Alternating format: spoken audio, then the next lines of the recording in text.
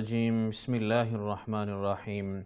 Elhamdülillahi Rabbil alemin. Ve salatu ve selamu ala Resulina Muhammedin ve ala alihi ve sahbihi ecma'in. Değerli izleyiciler, Nur'dan hüzmelerde inşallah geçenki hafta kaldığımız yerden devam edeceğiz. Tabi Üstadın vefat yıl dönümü, kendisini tekrar rahmetle anıyoruz. Tabi okuduğumuz bütün risaleler aslında onun hayatının meyvesi. Biz inşallah yer yer onun hayatına değineceğiz, bahsedeceğiz.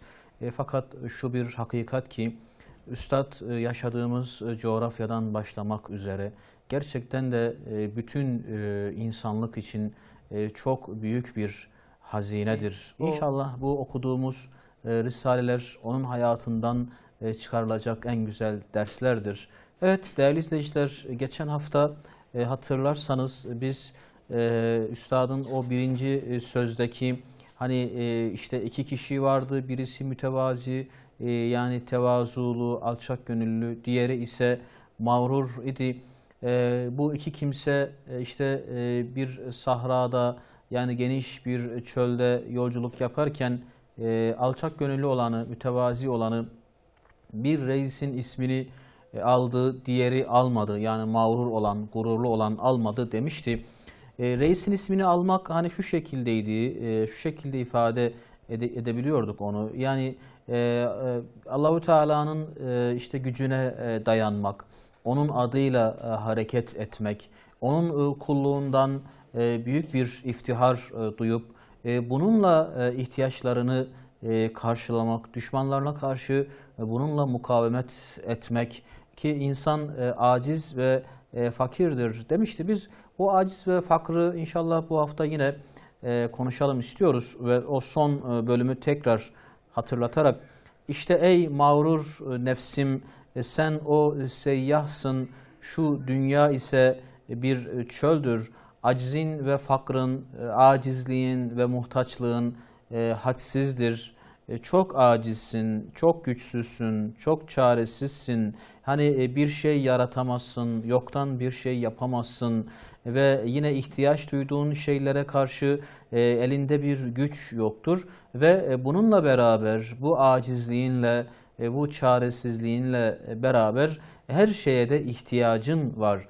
Suya, havaya değil mi? Diğer varlıkların işte desteğine, yardımına, vasıtalığına, vesileliğine ihtiyacın var. Hani toprağa ihtiyacın var ve topraktaki tohumlara ihtiyacın var.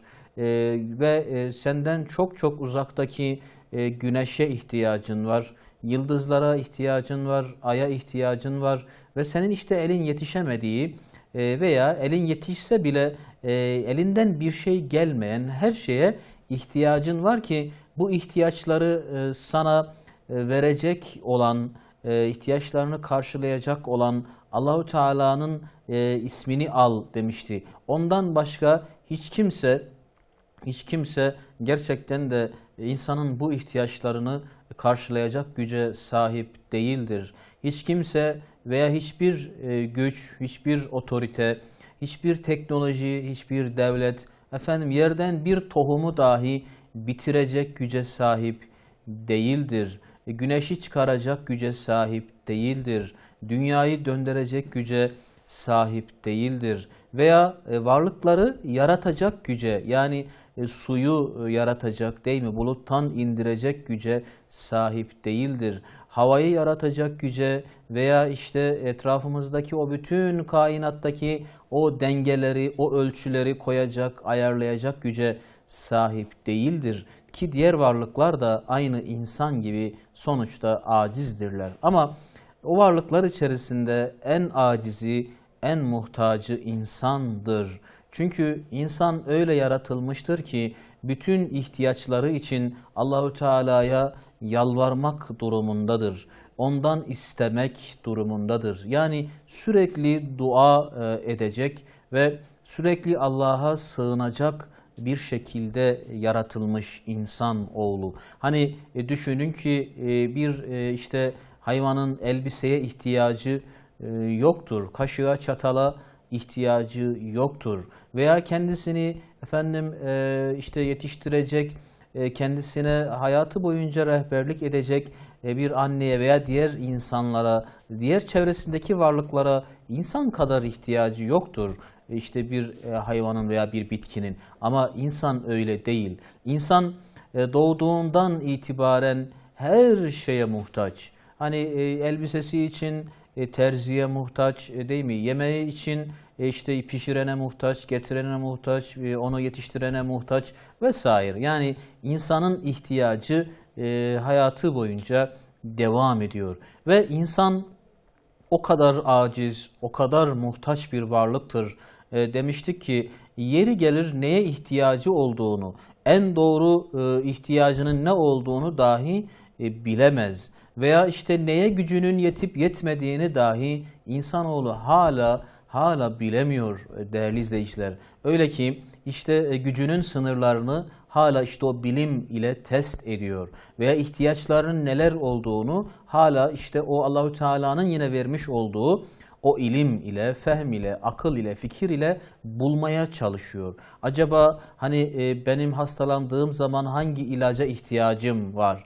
Veya işte filan şartta, filan durumda tam olarak neye ihtiyacım var sorusunun cevabını hala insanoğlu cevaplamaya çalışıyor, bulmaya çalışıyor. Dolayısıyla bu kadar aciz, bu kadar muhtaç bir varlığın sıkıntılarını karşılayacak, sıkıntılarını çözecek, ihtiyaçlarına cevap verecek ancak her şeyin sahibi ve her şeye gücü yeten Maliki ebedi ve Hakimi ezeli olan Allahu Teala'dır. Dolayısıyla diyor sen hayatın boyunca yani şu dünya hayatında mutlaka onun ismini almalısın, ona dayanmalısın, onun adıyla hareket etmelisin, onun emrine uymalısın ve onun yasaklarından kaçınmalısın ki onu razı edesin ve dolayısıyla o bildiğin veya bilmediğin ihtiyaçlarını en güzel bir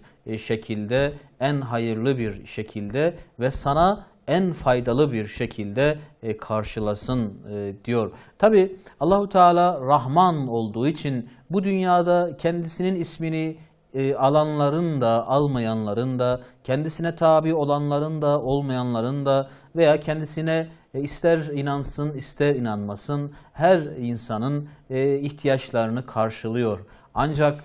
Ancak öyle bir ihtiyaç var ki insanda işte iman etmeyenlerin bilmediği o Yaradan'a sığınma ihtiyacı yani iman ihtiyacı ve yine insanın kendisini işte güce yani kendisini yaratan güce bağlama ihtiyacı.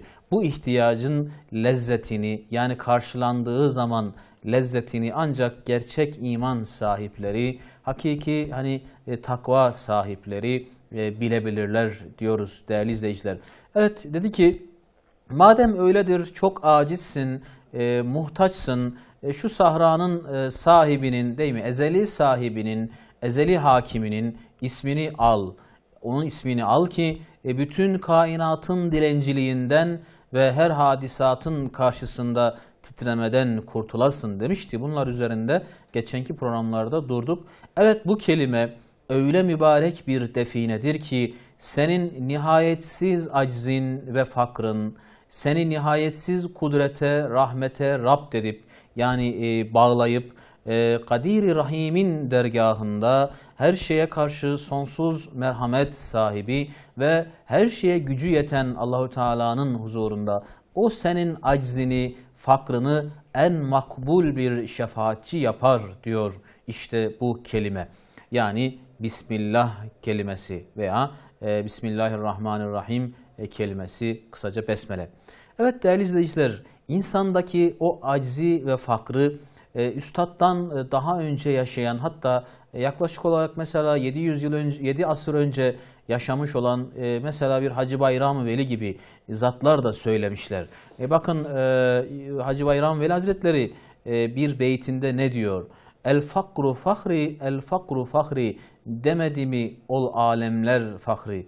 Fahrını zikret, fahrını zikret, fakrını zikretmede derman buldu gönlüm diyor. Veya işte fahrini fakrın mahvu fenada buldu bu gönlüm diyor. Yani asıl itibariyle. İşte Allah dostları da o fakrını bilmenin, yani Allah'a muhtaçlığını bilmenin insana ne büyük bir güç kattığını, güç kazandıracağını bu şekilde tespit etmişler. Buna benzer alimlerin sözleri var. İşte Bismillah'ın değerli izleyiciler böyle bir işlevi, böyle bir fonksiyonu var.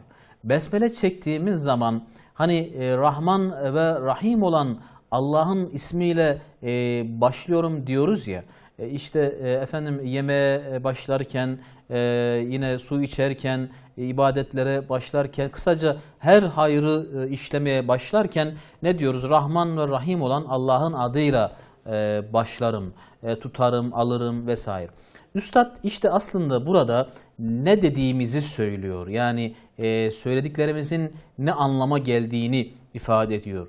Yemeğe Bismillah diyerek başlıyorum. Allah'ım ben bu ekmeğe muhtacım ama bunu yaratmaktan acizim. Hani dedik ki fakir ve aciz, yani muhtaçlık ve çaresizlik, güçsüzlük. Evet, yemeğe oturduk, Bismillah dedik. Ne kastediyoruz?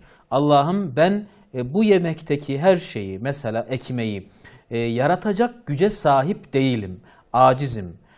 Ama buna da muhtacım ve bu ihtiyacımı da karşılamak durumundayım. Bunun mesela maddesi olan buğdayı yaratmaktan acizim. O tohumlara ve o tohumlara annelik eden toprağa hükmetmekten acizim. Hayat vermekten değil mi? O topraktaki gıdayı tanzim etmekten, yaratmaktan acizim. Bunların hepsine güç yetirip, bunların hepsine işte o gerekli özellikleri verip benim ihtiyacımı karşılayan sensin. Yani benim o fakirliğime, değil mi? O muhtaçlığıma bu şekilde yetişen sensin. Bu nimetler ancak sendendir. Bunu en başta itiraf ediyorum. Ne zaman ve ne için besmele çekiyorsak işte orada bu mana vardır. Yani evvela muhtaçlığımızın itirafı, fakirliğimizin itirafı, sonra da muhtaç olduğumuzun işte ancak Allah tarafından işte giderilebileceğini, o ihtiyaç duyduğumuz şeylerin ancak onun tarafından verilebileceğini ve dolayısıyla acizliğimizin itirafı, ikrarı. Evet değerli izleyiciler, Bismillah hani üstadın işte bu tabiriyle hani o sonsuz güce rapt etmektir dedi ya, kişinin o acizliğiyle, fakirliğiyle Allahu Teala'ya bağlanmasıdır dedi. Bismillah dolayısıyla hani prize takılan bir fiş gibidir. O fişin iki ucu işte aciz ve fakirdir. Bismillah bu yönüyle kelime-i şehadetin özetidir. İmanın işaretidir. Dolayısıyla imanı da böyle tarif edebiliriz. Acizliğimiz ve fakirliğimizle, yani muhtaçlığımızla Allah'a bağlanmak. Evet. Bağlayan araç ise Bismillah'tır. Hani namaza duracaksanız önce Bismillah fişini takacaksınız. Veya Kur'an okuyacaksınız. Kur'an okuyacaksanız işte herhangi bir ibadete başlayacaksanız niyet ettiniz, başlıyorsunuz. Bismillah fişini takacaksınız. İşte Besmele'deki o Rahman ve Rahim isimleri de aslında bizim o acizliğimize ve muhtaçlığımıza bakıyor. O Rahman ismiyle bizim çaresiz kaldığımız ihtiyaçlarımızı karşılayacağını veya karşıladığını ifade ediyor. Hani hatırlarsanız Hira mağarasında ilk ayetlerin inişi, yani Alak suresinin işte ilk ayetleri, İkra bismi rabbikellezi halak diye başlayan. Bu ayet-i kerimeler indiği zaman Peygamber Efendimiz Aleyhisselatü Vesselam hani neler yaşadığını anlatıyor. Diyor ki işte Cebrail Aleyhisselam beni böyle sardı, sıktı ve dedi ki İkra, oku dedi. Ben dedim ki okuma bilmem. Hani okuma bilmiyorum. Ümmidir Aleyhisselatü Vesselam ki hayatı boyunca okuma yani bir metini bir kağıt üzerinden okuyamıyordu. Ümmiydi. Ben okuma bilmem dedi. ve diyor ki Cebrail aleyhisselam beni tekrar kucakladı ve iyice sıktı, tekrar oku dedi ve ben tekrar okuma bilmem deyince işte Bismi Rabbikellezi halak ayet-i kerimesi indi. Yani yaratan Rabbinin adıyla, yani Bismillah, Bismi Rabbik, yaratan Rabbinin adıyla oku. Dolayısıyla burada şöyle bir mefhum var. Okuyuşumuz kendi gücümüzün bir eseri değil. Hani nasıl ki yürüyorsak bu Rabbimizin verdiği güç sayesindedir. Elimizi, gözümüzü, kulağımızı vesaire hani oynatıyorsak, kullanıyorsak o gücü de Allahü Teala veriyor. Nasıl ki güneşi o çıkarıyor. Bunda bizim bir gücümüz yok. Dolayısıyla bize o hareket gücünü veren veya okuma yeteneğini veren, okuma başarısını veren de Allahu Teala'dır. Hani ayetin kerimenin devamında o insana kalemle yazmayı öğretti buyuruyor ya. Dolayısıyla insan işte ben yazmayı öğrendim, yazıyorum veya okumayı öğrendim, okuyorum derken aslında yani onu asıl öğreten Allahu Teala'yı işte kastetmesi gerekir evvela. Okumayı öğrendim ama onu kim lütfetti? Allahu Teala lütfetti. Dolayısıyla kişi bütün fiillerini Allahu Teala'nın gücüne ve ihsanına borçludur. Oku derken senin buna gücünün yetmesi için Bismillah demen gerekir ve Rabbimin ismiyle demen gerekir ve sadece okuma değil, bütün işlerimizde bize hatırlatılan bir husus. İşte Üstadın Bismillah'ın bize kattığı gücü anlatırken bize işaret eden, yani bizi anlatan, acizliğimizi ve muhtaçlığımızı anlatan dersi bu. Biz Bismillah deyince acizliğimizi ve zayıflığımızı, muhtaçlığımızı hatırlayıp Rabbim senin isminle, senin Esma-i Hüsnan'la, yani benim işime taalluk eden, benim işimle alakalı olan isimlerinle, sıfatlarınla bunu yapabilirim, bana yardım et dediğini, kastettiğini ifade ediyor.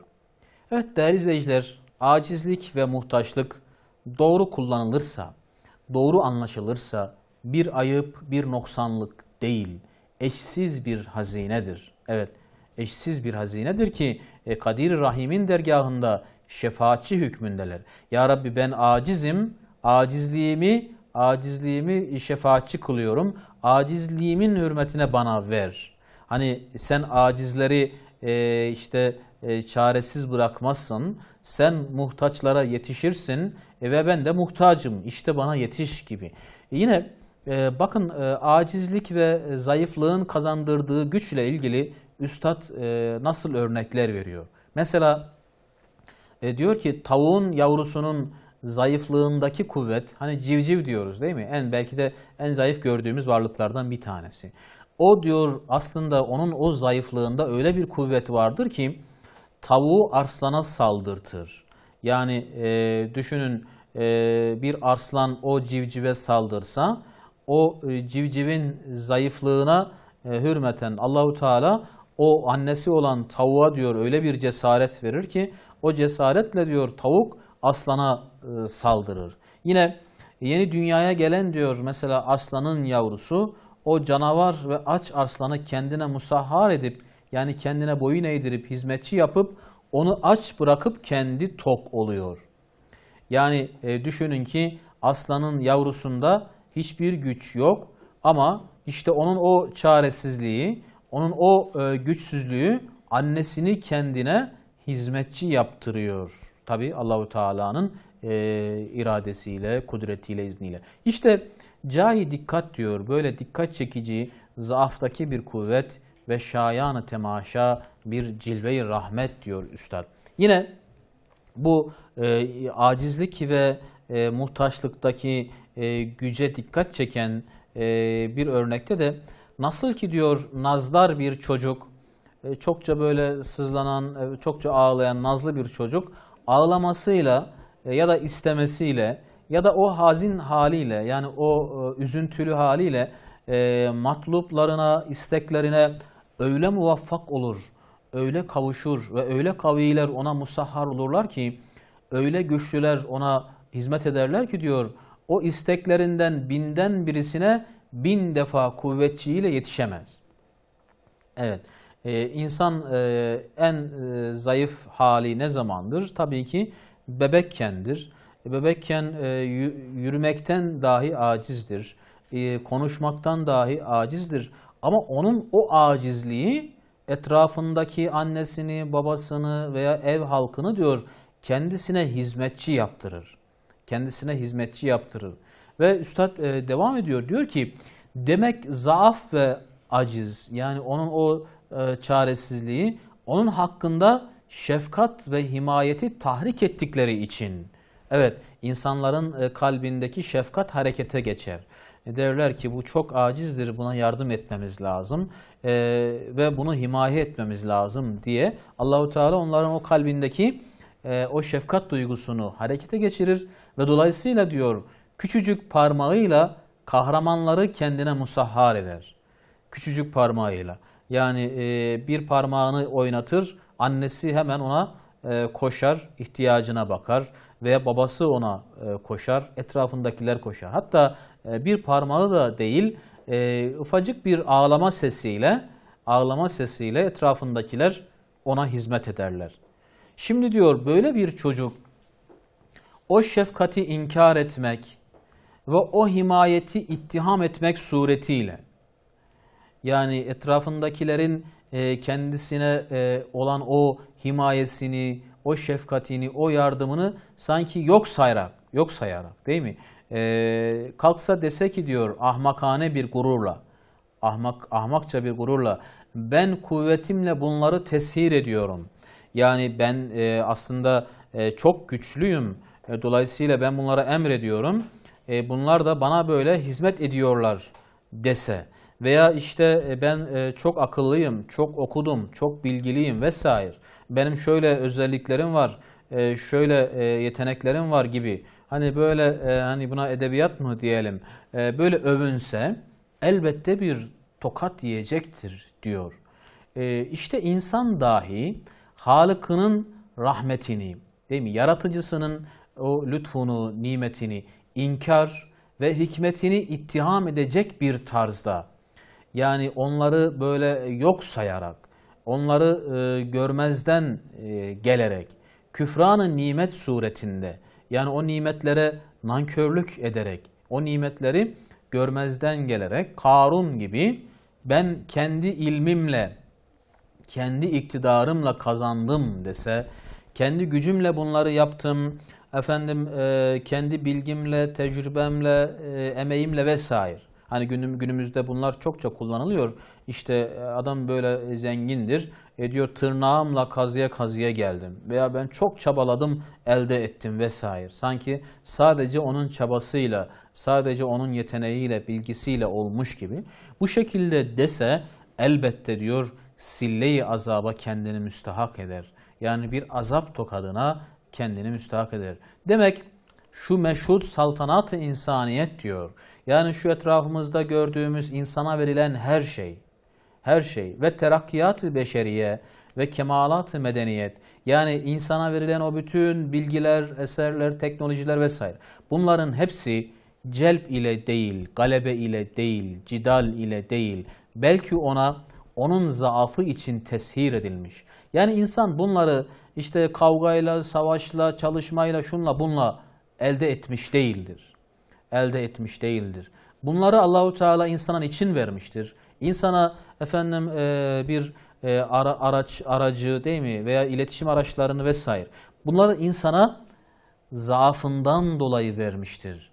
Onun acizi için ona muavenet edilmiştir. İnsan acizdir de hani Allahu Teala nasıl ki bebeğin acizliğine bakarak etrafındakileri ona hizmet ettiriyor. Aynı şekilde diyor insana da bütün bu nimetleri, kullandığı araçları veya ilmi, bilimi neyse bunların hepsini onun acizliğine bakarak ona lütfetmiştir, yardım etmiştir.